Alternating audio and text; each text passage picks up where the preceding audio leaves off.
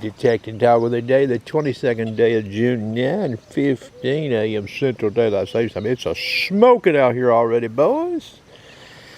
The old day is too.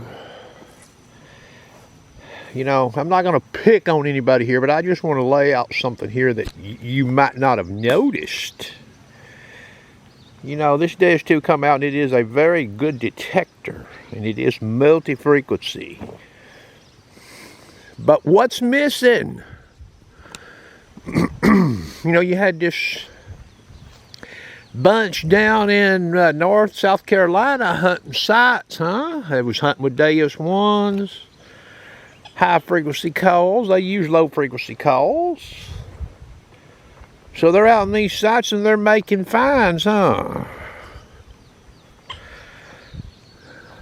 What happened?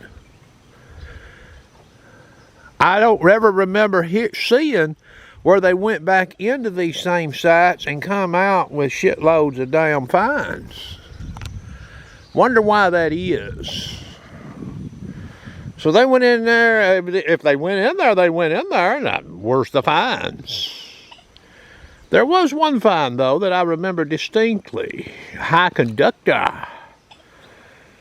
You see, that's where the real advantage is. In mild ground, these guys are hunting in mild ground, okay?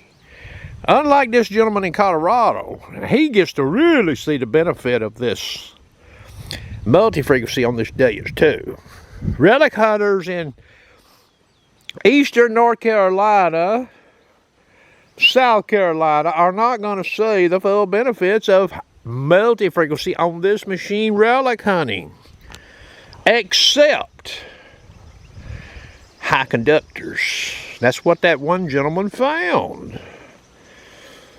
Now, had that find been swept over before? Well, there's a good chance.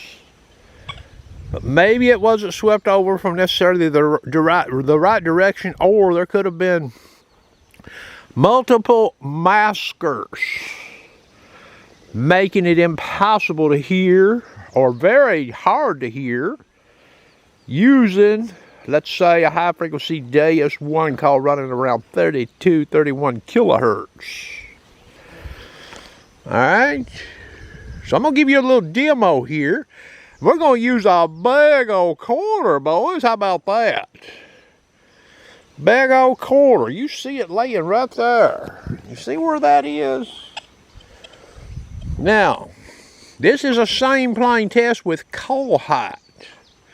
And contrary to what you're going to hear some people talk about, you can have iron masking going on at the same plane or very near, deeper in the ground. It's not always the nail above the coin or relic.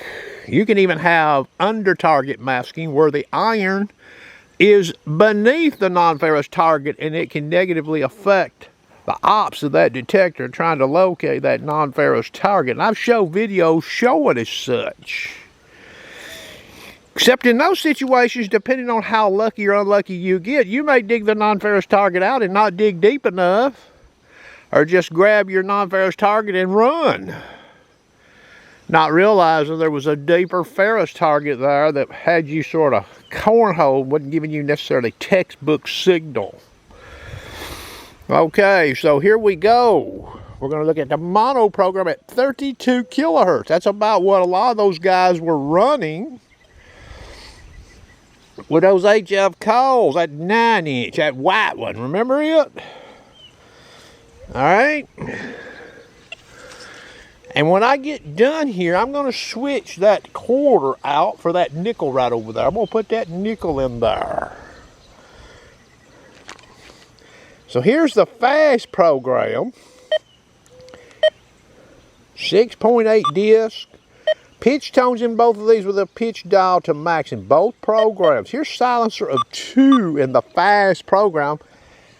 And this is a sort of a control test here with my call height. You see that quarter and that nail? You hear that? So that's a slam dunk, ain't it? If you're at a hunting in a dig all non-ferrous situation in a high iron site, you're gonna get that right there. Okay? Now we're over here in the mono program, 32 kilohertz.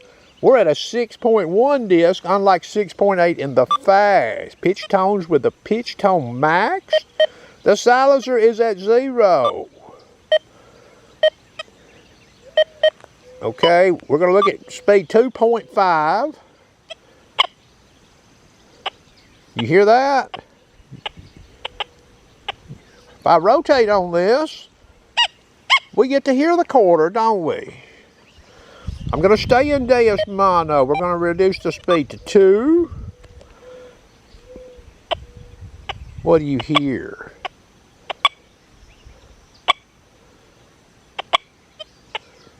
You don't hear much, do you? Now we're going to transition back to the fast program.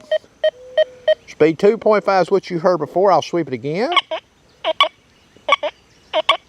Speed 3. Speed 2. Alright, now let's go back to the mono program, 32 kilohertz.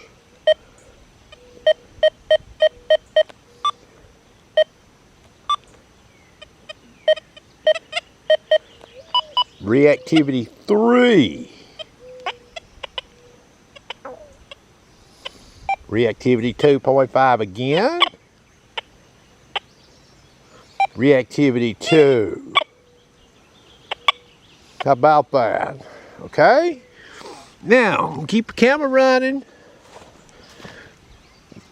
We're going to break this nickel out over here. All right. We'll put that nickel right there. Now remember, that's a smaller coin, but it's low conductor. Okay. We're still in the mono program, speed 2. The silencer is always in this video, has been at 0, unlike the fast program, which has been at 2. Reactivity 2. Now the nickel's down there. You hear that? Reactivity 2.5. Reactivity 3. Okay, now we're going to go back over here to the fast program. Speed 2. That's a no-brainer. 2.5. 3. You see where the silencer remained in the fast program, fast program throughout this entire video. In the mono program, the silencer remained at 0 the entire video. Now, you're going to have a lot of people that goes out with this machine and they take it out and they may run the fast program or the sensitive FT and they may make some nice finds or make finds on a site. Question is, did they ever compare them to the mono program? You see what I'm saying? You can't go out there and be talking some bullshit up. And you may have it in your head, oh, the reason I found them targets because I was running fast multi-frequency. That may not be true. Sharpshooter is a realist. And I've said this from the beginning, and I showed some tests early on. It's the higher conductors in iron that are more at danger with this multi-frequency on this machine versus low conductors. And again, in mild ground, you're not going to get the benefits of the multi-frequency that you would get in hotter ground. That's just a fact. Okay? Now, there are some situations, detectable situations, where the